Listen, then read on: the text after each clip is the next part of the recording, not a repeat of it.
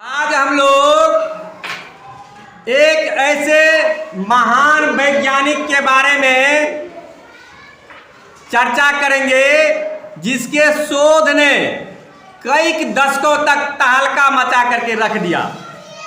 उनके द्वारा जो खोज किया गया वह मानव जाति के कल्याण के लिए बहुत ही सार्थक सिद्ध हुआ।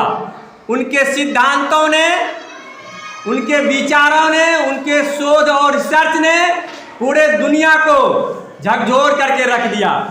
आज ऐसे महान वैज्ञानिक अल्बर्ट आइंस्टीन के बारे में जानेंगे। किसके बारे में जानेंगे? जोर से बोलेंगे, किसके बारे में जानेंगे? अल्बर्ट आइंस्टीन के बारे में जानेंगे। अभिनंदन स्वीकार कीजिए विवेक कुमार बिट्टू का। आज हम लोग आइंस्टीन का जन्म 14 मार्च 1879 ईस्वी को जर्मनी के उल्म में हुआ था, यहूदी परिवार में। किस परिवार में हुआ था? यहूदी परिवार में हुआ था। जर्मनी के उल्म में यहूदी परिवार में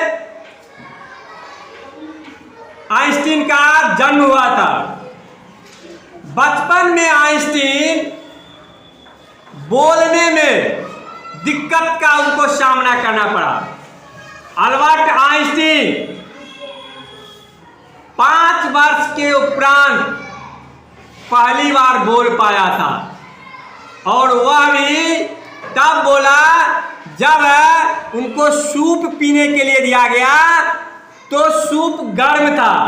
तो अल्बर्ट आइंस्टीन कहता है पहली बार कि सूप बहुत गर्म है, सूप बहुत गर्म है। यह आवाज सुन करके उनके माता पिता बहुत ही खुश हुए, क्योंकि पहली बार अल्बर्ट आइंस्टीन बोल पाया था। पहली बार अल्बर्ट आइंस्टीन क्या हुआ था? बोल पाया था। अल्बर्ट आइंस्टीन के पिता का नाम हर्बर्ट आइंस्टीन था। वे गणित में पारंगत थे। अल्बर्ट आइंस्टीन को गणित का शिक्षा प्राप्त करने में पिता का भी सहयोग मिला था। उनके माता का नाम था पोलिन। उनके माता का क्या नाम था? पोलिन नाम था। पोलिन संगीत में महारत हासिल की हुई थी। संगीत से पोलिन को काफी लगाव था। संगीत से पोलिन को काफी लगाव था। उनके पत्नी का नाम मिलेवा मेरिक था। उनके पत्नी का क्या नाम था? मिलेवा मेरिक। मिलेवा मेरिक से आइंस्टीन का विवाह 1903 ईस्वी में हुआ था, और आइंस्टीन से उसका बराबर झगड़ा होते रहता था, जिस वजह से आइंस्टीन काफी बीमार भी रहने लगे थे। अंततः 1918 ईस्वी में मिलेवा मेरिक से आइंस्टीन का तलाक हो गया। क्या हो गया? तलाक हो गया। लेकिन जब आइंस्टीन ने 1921 ईस्वी में नोबेल पुरस्कार प्राप्त किया, तब उस पैसे से उन्होंने मिलेवा मेरिक को एक घर खरीद के दिया था। क्या खरीद के दिया? क्या खरीद के दिया? एक घर खरीद करके दिया, फ्लैट खरीद करके दिया। अब बचपन से ही अल्बर्ट आइंस्टीन पढ़ने में तेज नहीं थे, लगनशील थे, परंतु तेज बहुत ज्यादा बचपन में नहीं थे। लेकिन बाद में वह काफी प्रतिभाशाली वैज्ञानिक के रूप में प्रसिद्ध हुआ। अल्बर्ट आइंस्टीन का प्रारंभ में पढ़ाई जो है वह पीटर सोलर स्कूल में शुरू हुआ। क्या शुरू हुआ? पीटर सोलर स्कूल में शुरू हुआ। बाद में वह ल्यूपोर्ट जिम्नेशियम स्कूल में भी पढ़ाई किया, और 15 वर्ष की उम्र में वह जर्मनी के म्यूनिख से इटली के मिलान चला गया। इटली के जहां पर वह अपने अंकल, चाचा और चाची के यहाँ रह करके पढ़ने लगा। वहीं पर उनके चाचा का नाम था जेकब। उनके चाचा का क्या नाम था? जेकब। जेकब ने उनको पढ़ने में काफी मदद किया। उनके मामा भी उनको पढ़ने में काफी मदद किया। सीजर कोच नाम था उनके मामा का। बचपन में आइंस्टीन को भूलने की बहुत आदत थी। वह पढ़ाया छोटे छोटे बात को भी भूल जाया करते थे, जिससे उनके घर के लोग काफी परेशान थे उनसे।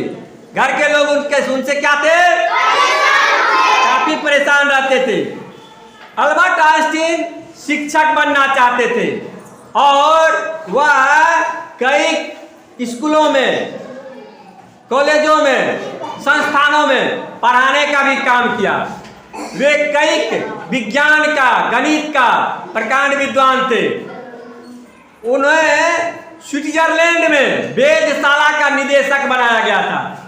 स्विट्जरलैंड, चूंकि अल्बर्ट आइंस्टीन का जन्म जर्मनी में हुआ था, लेकिन जर्मनी में सैनिक तानाशाह की शासन थी, जहां कठोर अनुशासन था और बराबर युद्ध होते रहता था।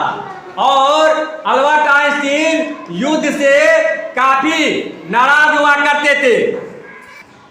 अल्बर्ट आइंस्टीन को जब स्विट्जरलैंड के वेधशाला का निदेशक बनाया गया, तो उसे वहां पर स्विट्जरलैंड का नागरिकता भी मिल गई, क्योंकि वह जर्मनी में तो जरूर पैदा हुआ था, लेकिन जर्मनी में यहूदियों के विरोध काफी षड्यंत्र हुआ करता था। यहूदियों को काफी प्रताड़ित किया जाता था और यहूदियों को बहुत ही मारपीट और अपमान का सामना करना पड़ता था। उनकी हत्या की जाती थी सुनियोजित तरीके से।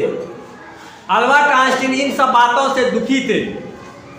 जब वह स्विट्जरलैंड में निदेशक बना वेधशाला का, तो वे स्विट्जरलैंड का नागरिकता ले लिया, क्योंकि उन्हें यहाँ पर चूंकि नागरिक सरकार था, इसलिए स्वतंत्रता ज्यादा थी।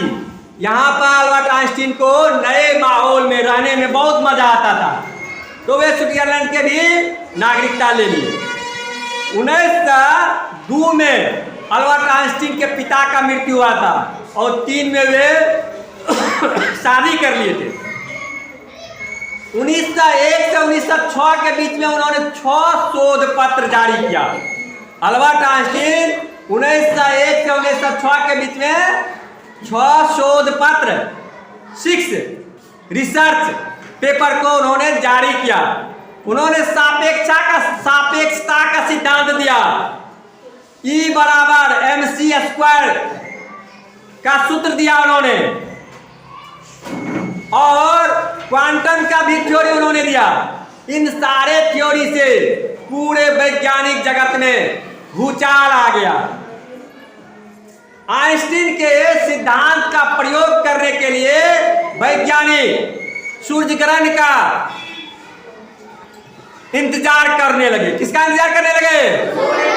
सूर्य ग्रहण का, ताकि अल्बर्ट आइंस्टीन के सिद्धांतों का क्या किया जा सके, अवलोकन किया जा सके, उनको जांचा परखा जा सके। 1914 ईस्वी में जर्मनी के अधिकारियों ने अल्बर्ट आइंस्टीन को बुलाया, निमंत्रण दिया कि आप आ जाइए जर्मनी, और जर्मनी आइए, आपको अच्छा वेतन देंगे, क्योंकि जर्मनी के अधिकारियों को, सैन्य अधिकारियों को ऐसा विश्वास था कि अल्बर्ट आइंस्टीन अच्छे हथियार बनाने में उनका मदद कर सकते हैं, जिससे युद्ध जीता जा सके। 14 में आ गया अल्बर्ट आइंस्टीन जर्मनी, उनकी पत्नी रह गई स्विट्जरलैंड में, और इसी बीच प्रथम विश्व युद्ध शुरू हो गया। कौन सा विश्व युद्ध शुरू हो गया? प्रथम विश्व युद्ध शुरू हो गया, जिस वजह से अल्बर्ट आइंस्टीन का 2 बच्चा था, 2 बेटा था, और पत्नी वह स्विट्जरलैंड में फंस गई, और अल्बर्ट आइंस्टीन जर्मनी में। 1916 में अल्बर्ट आइंस्टीन अपने पत्नी से मिलने के लिए स्विट्जरलैंड आए, जहां पर उनके पत्नी से उनका काफी झगड़ा हुआ। इसका असर उनके मस्तिष्क पर पड़ा। किस पर पड़ा? जिस वजह से अल्बर्ट आइंस्टीन बीमार हो गए। क्या हो गए? बीमार हो गए। और जब अल्बर्ट आइंस्टीन बीमार हो गए, इस बीमारी के वजह से अल्बर्ट आइंस्टीन का 24 केजी वजन घट गया और वे काफी शारीरिक रूप से दुबले पतले हो गए। इसी समय में उसकी मौसेरी बहन एल्सा उनका काफी सेवा किया, क्योंकि पत्नी से तो झगड़ा हो गया था। तो उनकी मौसेरी बहन, कौन सी बहन? मौसेरी बहन, उनका काफी सेवा किया। बाद में वह उन मौसेरी बहन से शादी भी कर लिया। जब मिलेनिया से उनका तलाक हुआ, तब एल्सा से उन्होंने शादी कर लिया था। बाद में 1936 में एल्सा का भी मृत्यु हो गया। अल्बर्ट आइंस्टीन के शोध ने काफी विश्व में तरक्की लाने का काम किया। अल्बर्ट आइंस्टीन चूंकि यहूदी से समुदाय से थे और यहूदियों के खिलाफ जर्मनी काफी तबाही मचा रहा था, नरसंहार कर रहा था, तब वे जर्मनी में अपने आप को सुरक्षित नहीं मानने लगे। तब वे जर्मनी को छोड़ करके अमेरिका चले गए और प्रिंसटन विश्वविद्यालय का एक प्रोफेसर के रूप में नियुक्त हुए, जहां पर उन्होंने अमेरिका के राष्ट्रपति को चिट्ठी लिखा था कि जर्मनी जब तक ताकतवर रहेगा तब तक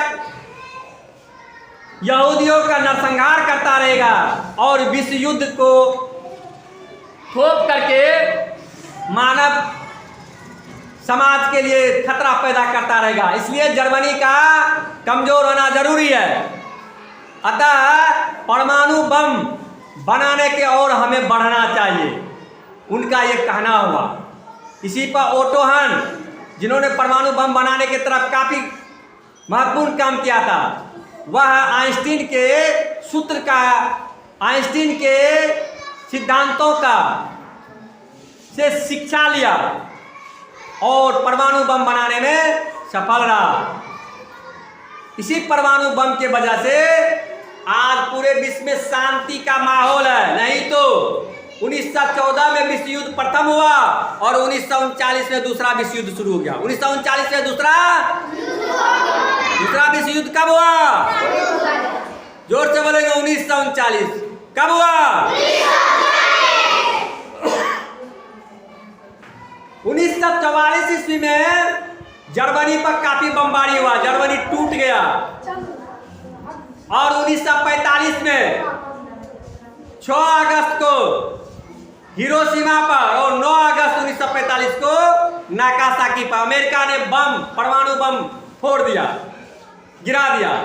परमाणु बम का इतना घातक हथियार होता है, उसमें 2.5 लाख से अधिक लोग मारे गए और जापान बुरी तरह से पराजित हुआ और उन्होंने अपना आत्मसमर्पण कर दिया। उन्होंने अपना क्या किया? आत्मसमर्पण कर दिया। 1955 ईस्वी को 1955 ईस्वी को काफी लंबी बीमारी होने के कारण 17 अप्रैल 1955 को अल्बर्ट आइंस्टीन का मृत्यु हो गया। इजराइल के स्थापना में, जिसका जन्म, इजराइल का जन्म हुआ था 1948 ईस्वी में, अल्बर्ट आइंस्टीन ने महत्वपूर्ण भूमिका निभाया था अमेरिका के साथ मिलकर के।